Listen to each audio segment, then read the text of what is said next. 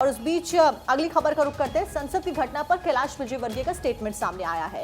धीरज Sahu cash कांड ज्यादा बड़ी घटना है, संसद की सुरक्षा में चूक छोटी बात है, विजयवर्गीय कहते हुए नजर आए। विपक्ष ने इसे बड़ी घटना बना दिया है। आगे वो कहते हैं कि धीरज साहू के यहाँ पर 400 करोड़ की बेनामी संपत्ति पाई गई। और देखिए, संसद की सुरक्षा के चूक के मामले के ऊपर तमाम जो प्रतिक्रियाएं वो आती हुई नजर आ रही है। दैनिक भास्कर मेरे हाथ में है, यहाँ पर राहुल गांधी ने क्या कुछ प्रतिक्रिया दी है वो भी आपको बता दें।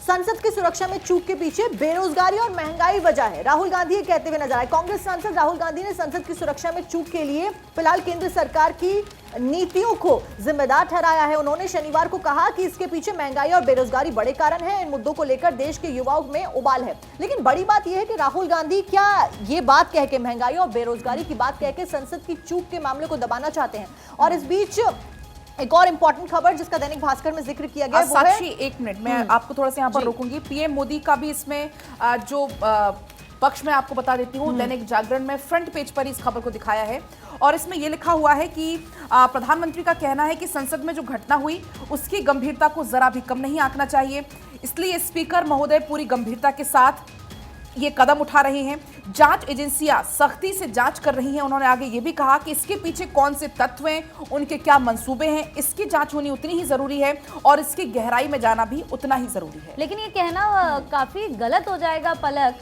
कि धीरज साहू का जो मनी मैटर है वो यहाँ पर कंपैरेटिवली छोटा है। 400 करोड़ रुपए की रकम छोटी नहीं होती है। 400 करोड़ की बेनामी संपत्ति की यहाँ पर बात हो रही है। ये वो टैक्स है, ये वो पैसा चुराया गया है जो आम जनता का है, जिसको लेकर प्रधानमंत्री नरेंद्र मोदी ने ही कहा था कि पाई पाई आपको देश को वापस करनी होगी। और देखिए, और आयुषी, इसमें धीरज साहू का स्टेटमेंट भी सामने आया, लेकिन बहुत ही हैरानी वाली वो स्टेटमेंट है क्योंकि उनकी तरफ से ये जरूर कहा गया कि ये जो पैसा ये पार्टी का नहीं है, पार्टी का इस बात से कोई लेना देना नहीं है, क्योंकि भाई जाहिर सी बात है कांग्रेस के सांसद है, सवाल पार्टी पर उठ रहे थे।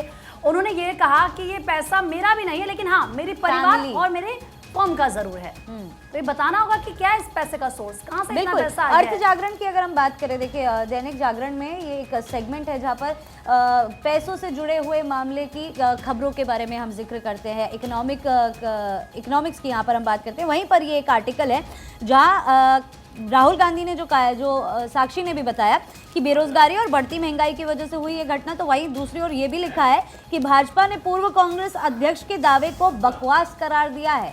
ये साफ तौर पर कहा जा रहा है भाजपा की ओर से।